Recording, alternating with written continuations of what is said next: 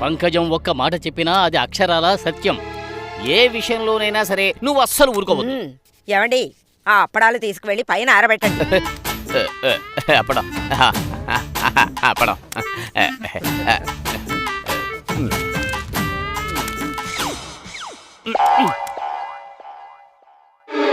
చూసావా, కట్టుకున్నవాడిని ఇలా అదుపులో పెట్టుకోవాలి. అప్పుడే మనం కంటతడి పెట్టకుండా కాపురం చేయగలం. ఎందుకు చేయలేవు?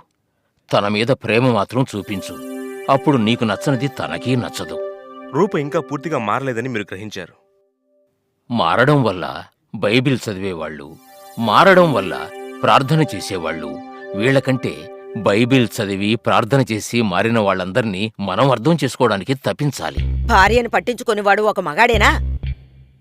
మావారు కూడా పౌరోహిత్యం చేస్తున్నారు. అందుకని ఈ మంత్రం చెప్పు, ఆ వేదం చదువు అని చెప్తున్నారా?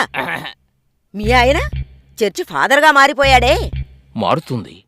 నువ్వు నీ కోపాన్ని తగ్గించుకుంటే తను తప్పకుండా మారుతుంది. ఈ సొసైటీ తన్ని ఒక క్రిస్టియన్గా చూడడం మొదలుపెట్టింది. కానీ నువ్వు తను హిందువుగా మాత్రం చూడకు. ప్రేమనేది అనుభవించి ఆ ఆనందాన్ని పొందడం. Love is the feeling that you feel when you feel that you are going to feel your feeling which you have never felt before. ఇది నేను చెప్పింది కాదు, భార్యతో సంతోషంగా గడపలేకపోయిన బెర్నార్డ్ షా చెప్పారు. ప్రేమ, క్షమాపణ జీవితంలో పోటీ పడితే సమాధానం రెఫరీ అవుతుంది, సంతోషం బహుమతిగా లభిస్తుంది. The ball is in your court, I mean in your heart.